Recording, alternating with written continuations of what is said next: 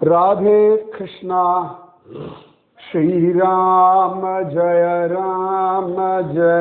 जय राम श्री राम जय जय राम श्री राम जय जय राम श्री राम जय जय राम। जय बोलो सीता रामचंद्र भगवान की जय। जय बोलो राष्ट्र गुरु समर्थ रामदास स्वामी की जय। जय बोलो वीर धीर सूर आंजनेय स्वामी की जय। जय बोलो स्वराज्य सिंहासनाधिपति छत्रपति शिवाजी महाराज राजे की जय। जय हिंद, भारत माता की जय। மகோன்னதமான சமர்த்த ராமதாசருடைய அழகான சரித்திரம். ராமதாசர் ரொம்ப அழகா பார்த்து நம்ம வாழ்க்கைக்கான எல்லா விஷயங்களையும் தன் வாழ்க்கையில சொல்லி கொடுத்துட்டு தான்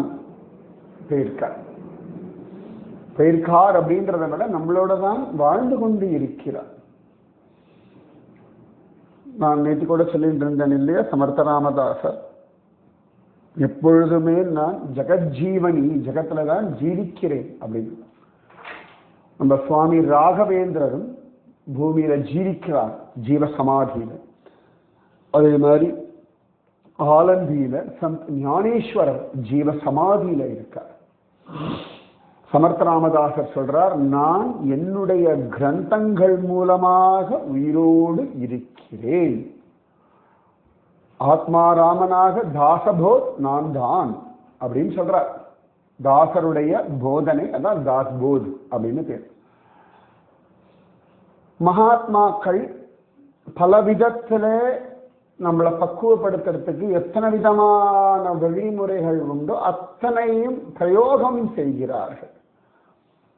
இப்போ ஒரு யுத்தத்துல ஜெயிக்கணும் அப்படின்னா பலவிதமான ஆயுத பிரயோகங்கள்லாம் உண்டு. இப்போ நம்மளே பார்க்கலாம், மழை பொழியும்படியான அஸ்திரம், அக்னி வரும்படியான அஸ்திரம், அக்னேய அஸ்திரம், வருணாஸ்திரம், அப்புறமா நிறைய உண்டு, நாகாஸ்திரம், பிரம்மாஸ்திரம். ஒவ்வொரு அஸ்திரத்துக்கும் ஒவ்வொரு விதமான பலன் உண்டு. அந்த மாதிரி மகாத்மாக்கள் என்ன பண்றாங்கன்னா, எவ்வளவு வழிமுறைகள் உண்டோ எல்லா விதத்திலையும் நமக்கான வழியை காட்டி கொடுக்கிறார்கள். இப்ப எங்கேயாவது ஒரு ஊருக்கு போறோம், இல்லாட்டி வேற ஏதாவது ஒரு இடத்துக்கு போறோம்னு வச்சுக்கோங்களேன். இப்ப நான் என்னோட வீட்டுல இருந்து நான் எங்கேயாவது போகணும் அப்படின்னு போட்டா, அந்த இடத்துக்கு போகிறதுக்கு எத்தனை விதமான வழிகள் உண்டோ எல்லா வழிகளையும் கூகுள் காட்டி, இதை 40 நிமிஷம், இது 42 நிமிஷம், இங்க டோல் உண்டு, இங்க டோல் இல்லை, இந்த இடத்துல ரோட் பிளாக் இருக்கு, இங்க டிராபிக் இருக்கு, இது பைபாஸ், எத்தனை விதமா இவ்வளவு வெரைட்டி காட்டும். அதாவது அடைய வேண்டிய இடத்திற்கான எத்தனை வழிகள் உண்டு. அப்புறம் அதுலேயே கார்ல போனா எவ்வளவு நேரம், டூ வீலர்ல போனா எவ்வளவு நேரம், ட்ரெயின்லயோ பஸ்லயோ மெட்ரோவிலையோ போனா எவ்வளவு நேரம், நடந்து போனா எவ்வளவு நேரம், இவ்வளவும் காட்டும். ஒரு கூகுள்ல ஒரு இடத்த போட்டுட்டோம்னா இவ்வளவு காட்டும். அதற்கான எத்தனை வழிகள் உண்டோ, அது போகிறதுக்கான போக்குவரத்து முறைகள் எத்தனை உண்டோ அத்தனை. அப்ப இவ்வளவு விஷயங்கள் இருக்கு. சனாதன தர்மமே அதுதான் விசேஷம். அடையக்கூடிய லட்சியம் பிரம்மம், பிரம்மானந்தம். அது இவ்வளவு விதமான வழிகளை சொல்லி, இந்த வழியில போனா இப்படி எல்லாம் இருக்கு, இந்த வழியில போனா இந்த மாதிரி அனுபவங்கள், இப்படி எல்லாம் சொல்றது.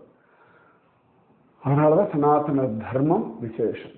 அப்புறமா அதுலயே பாராயணம், பஜனை, நாமஜபம், விரதம், தியானம், வைராக்கியம், நிறைய நிறைய நிறைய இந்த மாதிரி சத்சங்கம் கேட்கறது, கோவிலுக்கு போகிறது, யாத்திரை போகிறது, கோவிலில் போய் கைங்கரியம் பண்ணுறது, உழவார பணி பண்ணுறது, தர்ம காரியங்கள் பண்ணுறது, நிறைய வழிகள் இந்த மாதிரி ரொம்ப அழகா.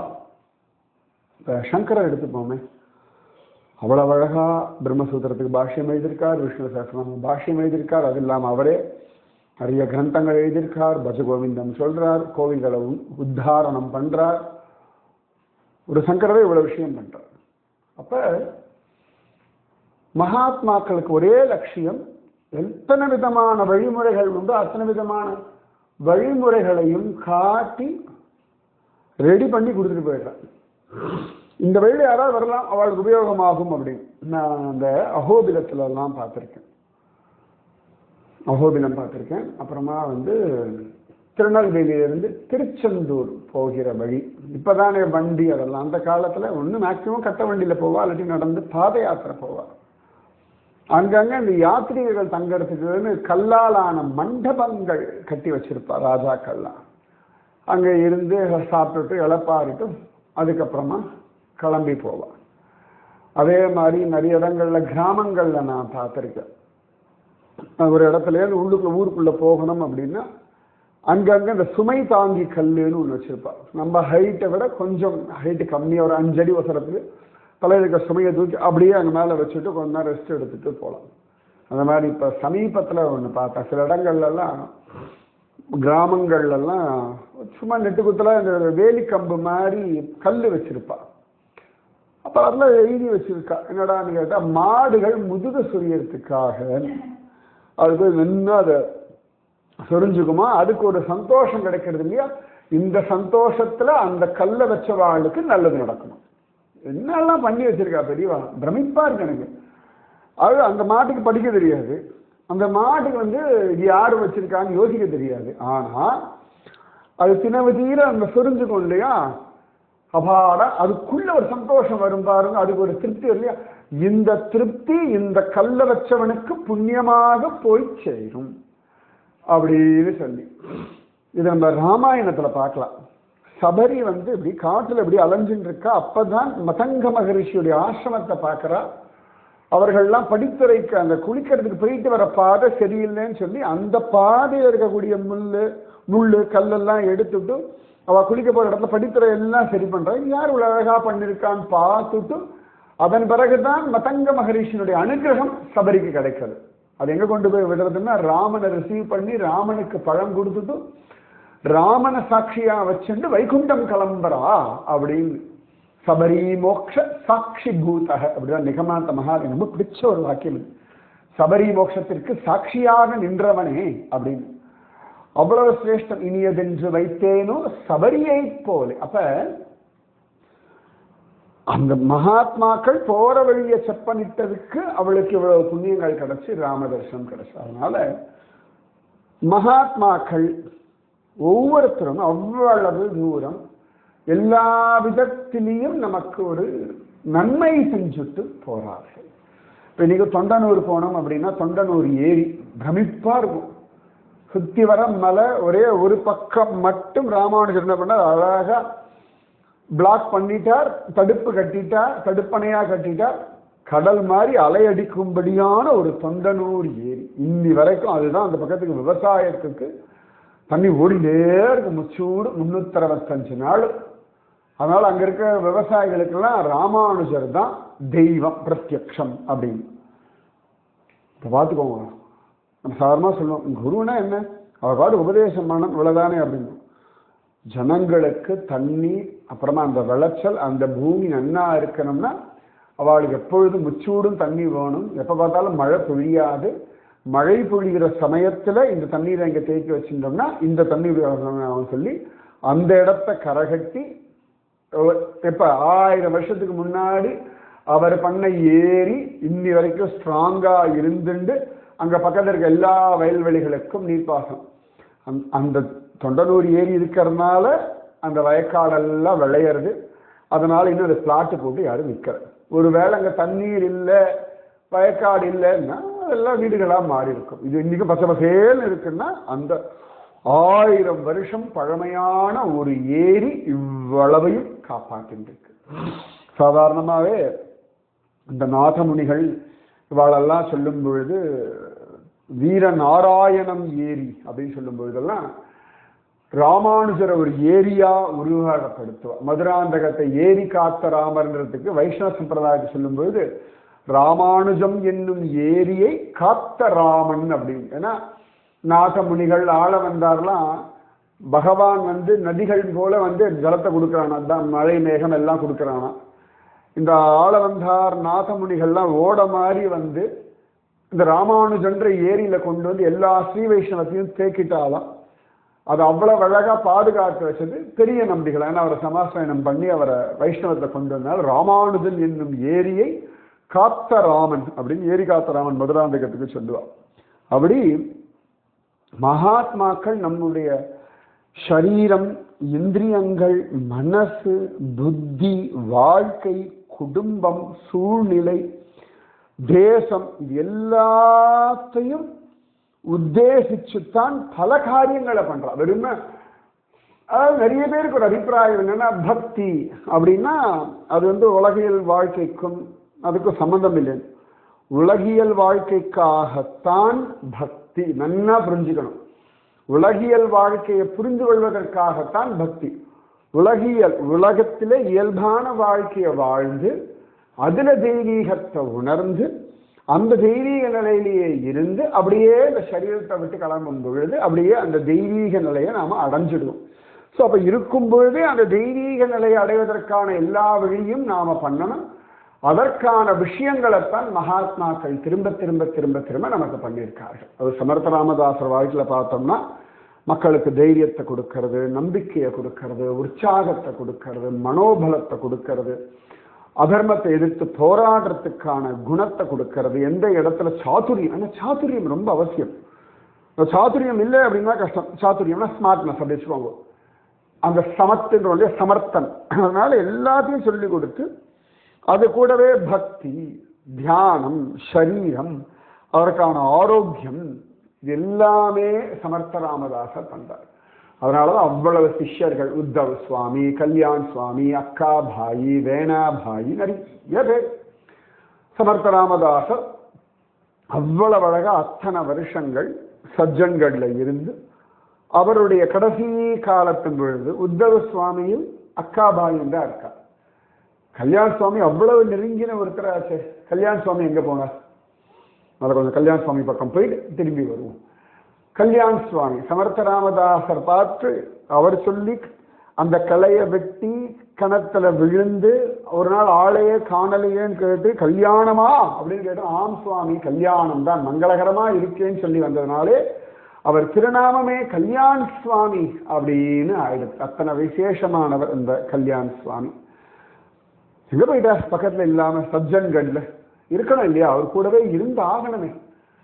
ஆனா சமர்த்த ராமதாசருக்கு தெரியும், அதாவது இந்த ஆலமரத்தினுடைய விழுதுகள் மாதிரி சில சிஷ்யாலாம், எல்லா சிஷ்யாலுமே குரு என்ன பண்றாருன்னா ஆலமரத்தினுடைய விழுதுகளாகத்தான் உருவாக்கலாம். அது தனி மரம் ஆயிடும். அது போய் வேர் பிடிச்சுண்டு அது நின்று எந்த ஆலமரம் விழுது, எந்த ஒரு கலையில இருந்தா ஒரு விழுது வரும். இந்த விழுது கீழே போய் கீழே போய் கீழே போய் பூமியை தொட்டு அது பூமியில ஊன்றி நின்று அழகா இந்த கிளைய எந்த கிளை தாங்கிட்டு இருந்ததோ ஒரு ஸ்டேஜ்ல அந்த கிளைய இந்த விழுது மரமா நின்று தாங்க ஆரம்பிச்சு. அதுதான் அழகு ஆலமரத்துல. அது வரைக்கும் மேல தொங்கிட்டு இருக்கோம். நாங்கெல்லாம் ஊஞ்சல் ஆடுவோம் சின்ன வயசா இருக்கும்போது. இப்பயும் ஆடுவோம், சின்ன வயசு. இப்பயும் அழகா விழுத பார்த்தா. ஆனா அந்த விழுது கீழே பூமியில பட்டு அது தரையை தொட்டாச்சு வேர் பிடிச்சு எடுத்தோம்னா அது ஸ்ட்ராங் ஆகி எந்த கிளை தனக்கு ஆதாரமோ அந்த கிளைக்கு இது ஆதாரமா அப்படி போய் தாங்கிடும். ஒரு கால் தாய்மரம் ஒருவேளை விழுந்து எடுத்து பட்டு போயிடுச்சுன்னா கூட இந்த கிளை மரங்கள் தாங்கிட்டு இருக்கும். எனக்கு ஞாபகம் இருக்கு, அடையாறு ஆலமரம் தான் நினைக்கிறேன், கொஞ்சம் வருஷங்களுக்கு முன்னாடி தாய்மரம் விழுந்துடுத்து. பெரிய ஆலமரம் தாய்மரம் விழுந்தாச்சு. ஆனாலும் இந்த விழுதுகள் எல்லாம் நல்ல மரமானதுனால தாய்மரம் போனாலும் கூட அந்த மரம் இன்றும் பச்சை பசேல்னு இருக்கு. அதுதான் ஆள் போல் தழைத்து அப்படின்னு சொல்லுவா. அந்த ஆலமரம் தழைச்சு தழைச்சு போயிட்டே இருக்கும். அது கிலோமீட்டர் கணக்கில் போகும். ஒரே ஒரு மரமே அவ்வளோ பெரிய கிலோமீட்டருக்கு போகும். சம்பிரதாயங்கள் எடுத்துன்னு வச்சுக்கோங்களேன், ராமானுஜ சம்பிரதாயம், சைத்தன்ய சம்பிரதாயம், ஒவ்வொன்றும் ஒவ்வொரு விழுதும் அழகா ஒரு மரமாகி அப்புறம் அது தனியா கிளைகள் விட்டு திருப்பி அதுல இருந்து விழுது வந்து அது இப்படி பிடிச்சுட்டு இப்படியே போகும். இப்ப ஸ்ரீ வைஷ்ணவ சம்பிரதாயம் சொல்லும்போது லக்ஷ்மிநாத சமாரம்பாம் நாதயாமுன மத்தியமாம் அஸ்மதாச்சாரிய பரியந்தாம் வந்தே குரு பரம்பராம். அதே சிவபரம்பரை எடுத்துட்டோம்னா சதா சிவசமாரம்பாம் சங்கராச்சாரிய மத்தியமாம் அஸ்மதாச்சாரிய பரியந்தாம் வந்தே குரு பரம்பராம். அந்த மாதிரி கௌடிய வைஷ்ணவ சம்பிரதாயம், அப்புறம் மத்வ சம்பிரதாயம், புஷ்டி மார்க்கத்தினுடைய சுத்தாத்வைத சம்பிரதாயம், வார்க்கடி சம்பிரதாயம், ஏதோ ஒரு தாய்மரம் அது களை விட்டு அப்படியே அது விழுது விழுந்து அது தனிமரமாகி அப்படி பெருசு பெருசு பெருசு பெருசா போயிட்டே இருக்கும். இப்ப வார்க்கரியே எடுத்துக்கோமே, வார்க்கரிக்கு எல்லாரும் பல்லக்கு எடுத்துட்டு வருவா. அவாவா கிராமம் அவாவா மகாத்மாக்களை வச்சுட்டு அந்த பல்லக்கு ஏகநாதர் எங்கேருந்தோ பைசன்ல இருந்து வருவா, அவுரங்காபாத்ல இருந்து வருவா, இங்கிருந்தோ முக்தாபாய்து வரும், எங்கிருந்தோ துகாராம், எங்கிருந்தோ சந்த ஞானேஸ்வரர், எங்கிருந்தெல்லாமோ வந்து இந்த நதிகள் எல்லாம் கடல் அடையிற மாதிரி பண்டரிபுரம்ன்ற அந்த பிரேம சாகரத்துல எல்லா பல்லக்கும் நதிகள் போல வந்து கலந்து எல்லாருமே திரும்பி அப்படியே பிரிஞ்சு போவான். இந்த மாதிரி இது என்னன்னா இங்க சந்துகாராமோட விஷயம் போய் அங்க பெருசா பைடன்ல பேச மாட்டான். அங்க இருக்கிறவர்களுக்கெல்லாம் ஏகநாத் தான் சாந்தி பிரம்மம், ஏகநாத் மகாராஜ் அவர் அந்த காப்பாத்தின்னு இருக்கார். இங்க துகாராம் காப்பாத்தின்னு இருக்கார், எந்தோ இடத்துல ஜனாபாய் காப்பாத்தின்னு இருக்கார். இப்படி ஒவ்வொருத்தரும் ஒவ்வொரு இடத்துல. அந்த மாதிரி சமர்த்தராமதாஸ் என்ன பண்றாருன்னா கல்யாண சுவாமிக்கு அவ்வளோ பக்குவம் வந்தாச்சா. ஸோ அவன் தனியாகவே என்னுடைய விஷயங்களை அவனால பரப்ப முடியும், அவனுக்கு அந்த பலம் வந்தாச்சு. இந்த சிங்கம் எல்லாம் குட்டியா இருக்க வரைக்கும் அம்மா பாதுகாக்கும், அது கொஞ்சம் அதுக்கு ஒரு அடல்ட் ஏஜ் வந்தாச்சு, தன்னைத்தானே காப்பாற்றிக்கும், தானே வேட்டையாடணும் விட்டுடும். அதுக்கப்புறம் என்ன பண்ணுவோம், இந்த சிங்கம் இந்த வயசுக்கு வந்த அந்த சிங்கம் போய் தன்னுடைய ராஜ்யத்தை அதுவா ஸ்தாபிதம் பண்ணணும். அது போய் ஒரு இடத்துல போய் நின்றுண்டு இது என்னுடைய டெரிட்டரின்னு எல்லாத்தையும் அடக்கி ஆளும். அந்த ஸ்டேஜ் வந்து நம்மளால விட்டுடுவாரு. அதுக்கப்புறம் இது போய் தனக்கு ஒரு இடத்த பிடிச்சிருந்து ஒரு இந்த கூட்டத்தோடு இருக்காது, தனியா போய் அது ஒரு இடத்துல நின்றுண்டு அது வேட்டையாடி தான் தான் ராஜான் ஸ்தாபிதம் பண்ணும். அந்த மாதிரி சமர்த்தராமதாசர் பார்த்தார். ஏன்னா பாரத தேசம் முழுக்க முகலாயர்களுடைய அதிக்கிரமங்கள் ஜாஸ்தியா இருந்த காலகட்டம். ஒரு இடத்துல மட்டும் உட்கார்ந்துட்டு இருந்தா நடக்காது. அதனாலதான் ஒரு திக்விஜயம் எல்லா பக்கமும் போனார். அப்ப எங்கெல்லாம் முடியுமோ அங்கெல்லாம் அப்ப டோம்காவ் அப்படின்னு ஒரு இடம், அந்த பக்கத்துக்கு தான் சமர்த்த ராமதாசர் இவரை அனுப்புறார். ஏன்னா அந்த இடத்துல நிறைய இந்த முகலாயர்களுடைய முகம்மதிய கன்வர்சேஷன்லாம் நடந்துட்டு இருக்கு, கன்வெர்ட் பண்ணிட்டு இருக்காளாம். அந்த இடத்துக்கு கல்யாணம் போனான்னா அங்க இருக்க ஜனங்கள்லாம் கல்யாணத்தோட இருப்பா அப்படின்னு ஒண்ணு. இவன் அந்த இடத்த தனியா போய் அவன் அங்க நல்லா பல்கி பெருகணும். அப்பொழுதுதான் அங்க இருக்கனா இவருக்கு வயசாக ஆரம்பிச்சாச்சு, அடுத்த யங்ஸ்டர்ஸ் தலை எடுக்கணும். இவன் போய் சொன்னா அடுத்த ஜெனரேஷன்ஸுக்கு அந்த தைரியம் வரும். எப்ப பார்த்தா எல்லா இடத்தையும் சமர்த்த ராமதாசர் போனது கிடையாது. இந்த டீச்சிங்ஸ் கல்யாண சுவாமி மாத்தாம சொல்லுவார். ஆனா அந்த காலத்து ஜனங்களுக்கு ஏற்ற மாதிரி அந்த பசங்களுக்கு ஏற்ற மாதிரி அந்த விஷயத்தை சொல்லிக் கொடுக்கறதுல மகா கெட்டிகாரன் கல்யாண சுவாமி. அதனால இந்த டோம்காவ் அனுப்புறாராம். இப்படி போறாராம் டோம்காவுக்கு நம்ம கல்யாண சுவாமி. சமர்த்தராமதாசர் பரமபதிக்கிறதுக்கு ஒரு 3-4 வருஷத்துக்கு முன்னாடியே அவர் அனுப்பிடுறார், நீ அந்த பக்கம் போ அப்படின்ற மாதிரி. அப்பப்போ வருவார் போவார் வழிய தனியா அனுப்பியாச்சு கல்யாண சுவாமிகள். அப்ப அப்படி போறாராம். பண்டர்பூர் வழியா போற வழியில ஒரு வனம் வழியா இவாளெல்லாம் போக வேண்டிய ஒரு நிர்பந்தம் வருது. அவர் கூட கொஞ்சம் சிஷ்யா, கல்யாண சுவாமிக்குன்னு ஒரு சிஷ்யா ஏற்கனவே ரெடி ஆயாச்சு, அவர்களோட தான் அவர் போயின்றிருக்கார். போகும்பொழுது அந்த வனத்துக்குள்ள ஒரு கொள்ளக்காரன் இருக்கான். அக்கம்பக்கத்துக்கெல்லாம் சொல்றா, இந்த காட்டு வழியா போகாதீங்கோ, அவன் பயங்கரமான கொடூரமானவன், எல்லாத்தையும் அபகரிப்பான், எல்லாரையும் கஷ்டப்படுத்துவான், ஒன்றும் கிடைக்கலன்னா கோபத்துல கொன்னுடுவான் அப்படி இவ்வளவு சொல்றார். கூட வந்த சிஷ்யாவெல்லாம் கொஞ்சம் பயப்படுறாங்களாம். அப்ப கல்யாண சுவாமி சொல்றார், நம்ம கூட தான் சமர்த்தர் இருக்கார், நமக்கு என்ன பயம், குரு இருக்க கவலை எதற்கு அப்படின்னு கிளம்புறார். எல்லாரும் சொல்றாங்க, வாங்க போய் பார்க்கலாம், என்ன மேக்சிமம் உயிர் எடுக்க முடியும், அவ்வளவுதானே. நம்ம உயிரை நம்ம காப்பாற்றிக்க முடியாதா? தெய்வம் நமக்கு அந்த பலம் கொடுக்கலையா? ஸ்ரீராம ஜெயராம ஜெய ஜெயராம நாமஜபம் இல்லையா? இன்னதுக்கு பயப்படணும்? அதாவது ஒரு அசட்டு துணிச்சல்லாம் கிடையாது. தீர்மானமா தெளிவா என் கூட என் குரு இருக்கார், என் குரு தான் இந்த கைங்கரியத்துக்கு என்ன அனுப்புறார், எனக்கு என்ன ஆயிடப்படும், என்னாகி என்னே எனக்கு ஆழ்வார் சொல்ற மாதிரி தனி ஒருவனா தானே ஆஞ்சநேய மூர்த்தி லங்கைக்குள்ள போறார். ஐயோ தனியா நான் அப்படி போவேன், அங்க ராவணன் இருக்கான், கூட்டமெல்லாம் அசுர கூட்டமாச்ச அப்படிலாம் சொல்ற. தனியா போறார், தனியாவே எல்லாத்தையும் ஹேண்டில் பண்றார், தனியாவே சீதா பிராட்டியை பார்க்கிறார், ராவணனை பார்க்கிறார், அட்வைஸ் எல்லாம் பண்றார், தனியாவே லங்கையை எரிச்சுட்டு தனியாகவே மீண்டும் வரார். ராமன் கிட்ட போகும்போது திரும்பி கூட்டம் எல்லாம் சேர்ந்துக்கிறது. தனி போன பேரெல்லாம் தனியா போனதெல்லாம் இவர் தான். ராவன் கிட்ட திரும்பி வரும்பொழுது மட்டும் இந்த கூட்டம் இவரோட தென் திசை நோக்கி போன கூட்டம் எல்லாம் ஒன்னா திரும்பி வரும்பொழுது இவாளே ஜெயிச்சா மாதிரி வரா. பண்ணதெல்லாம் ஒத்தாடு ஆஞ்சநேய மூர்த்தி மட்டும்தான் பண்ண. ஆனா எங்க கூட்டத்துல ஒருத்தன் சாதிச்சுட்டான் அப்படின்னு எப்படி இந்தியா எதுலையான்னு ஜெயிச்சு கொடுத்தோம்னா நாமளே ஜெயிச்சா மாதிரி மற்றவாள்லாம் கொண்டாடும். நாம போய் அதை வேடிக்கை கூட பார்த்தோமான்னு கூட தெரியாது, எல்லாம் டிவியில பார்த்துருப்போம், இல்லாட்டி செய்தி கிடைச்சிருக்கோம், நாம ஜெயிச்சுட்டோம் அப்படின்னு. பல சந்தர்ப்பங்கள் அந்த விளையாட்டு என்னன்னு கூட நமக்கு தெரியவே தெரியாது, விளையாடவும் தெரியாது, ஆனாலும் நாமே ஜெயிச்சார் போலேன்னு சொல்லி அந்த மாதிரி ஆஞ்சநேயமூர்த்தி சொன்னது தாங்களே ஜெயிச்சா போல கொண்டாடிட்டு வருகிறார்கள். அந்த மாதிரி பலவான் கல்யாண் சுவாமி கம்பீரியமா நடக்கிற சிஷ்யாக்கெல்லாம் சொல்றார், ஸ்ரீராம ஜெயராம ஜெய ஜெயராம ஜெபிச்சுட்டே வாங்க, பயப்பட வேண்டாம் அப்படின்னு சொல்லி எல்லாரும் ஸ்ரீராம ஜெயராம எல்லா பக்கம் பார்த்துட்டு ஜெபிச்சுட்டு வருகிற பசங்க எல்லாம் கூட.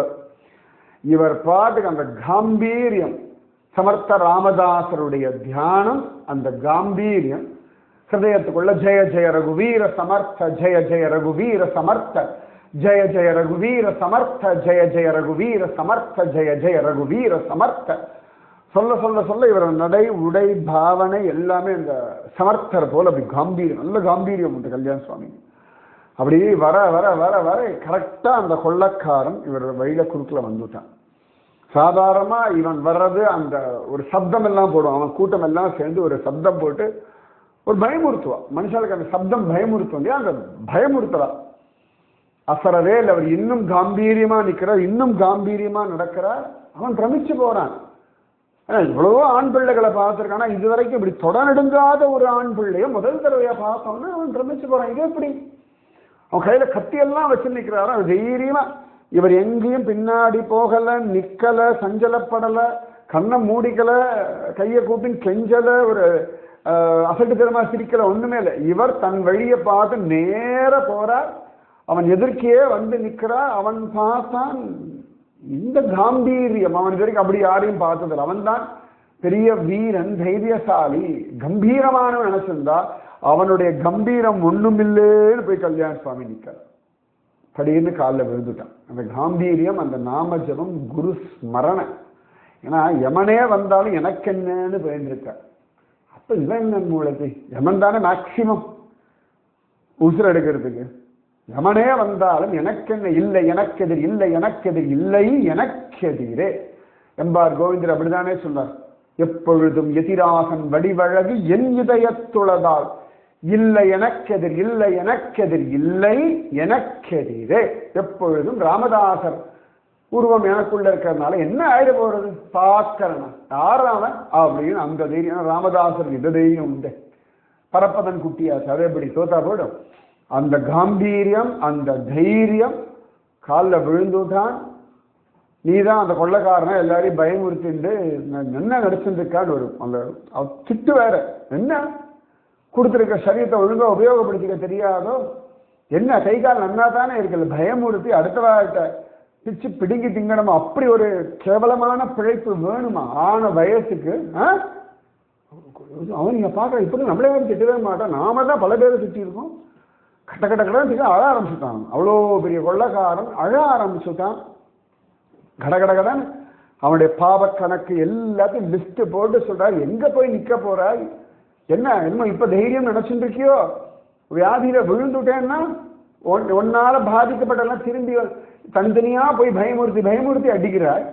ஒன்னால அடி வாங்கினவா எல்லாம் சேர்ந்து ஒன்னா அடிச்சா அப்படின்றான். அவருக்கு அவன் யோசிச்சதில்லை. தனித்தனியா போவான், பயமுறுத்துவான். ஒரு 500 பேரை அவன் வந்து தனித்தனியா பயமுறுத்திருக்கான். 500 ஒன்னா சேர்ந்தவனால என்ன பண்ண முடியும்? கர்மா அப்படித்தானே.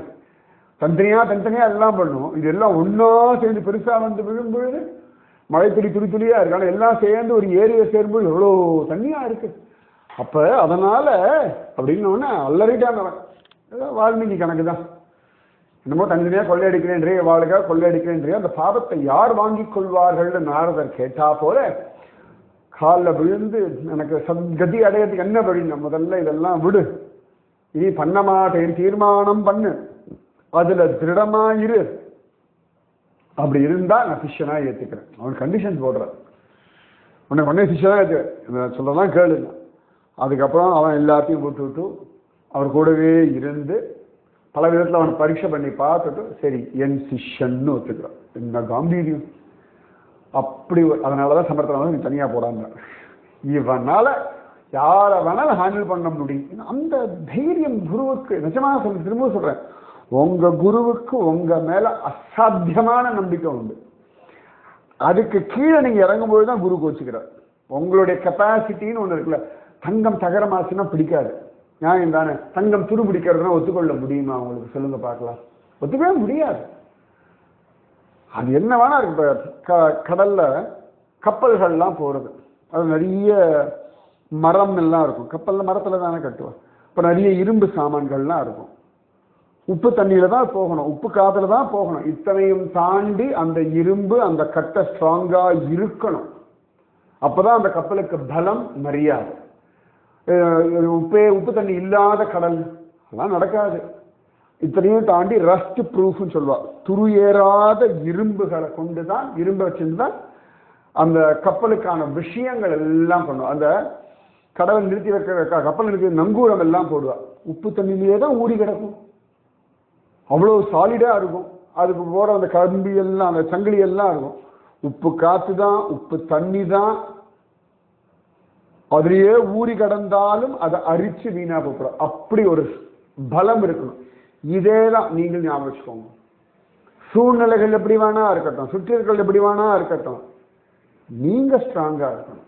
இவ்வளவுதான். உப்பு காத்து அரிக்கும், அது அரிக்காதபடி அந்த இரும்ப பலமாகும். இவ்வளவுதான். இதுதான் யதார்த்தம். அப்ப சமர்த்தராமதாசர் தெரியும், கல்யாண் சுவாமிக்கு அந்த பலம் இருக்கு. இவன் துருபிடிக்க மாட்டான், இவனுக்கு துருபிடிக்காது.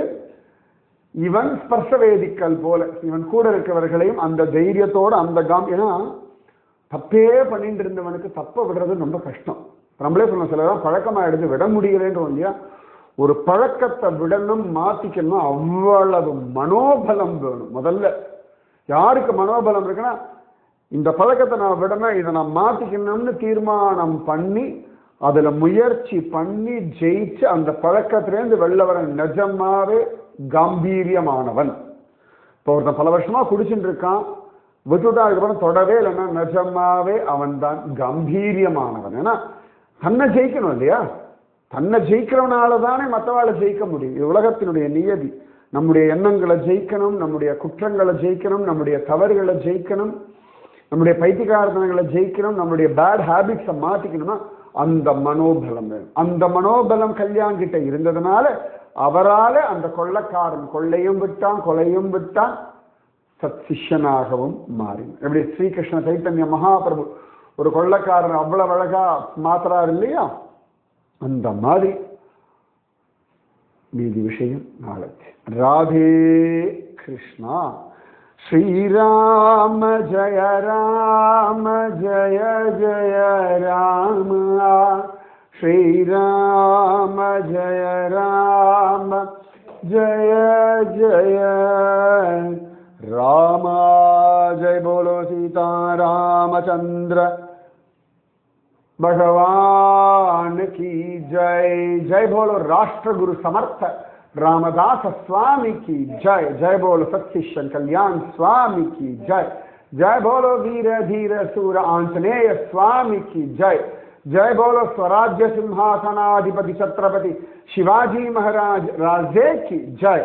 जय हिंद, भारत माता की जय. राधे कृष्णा.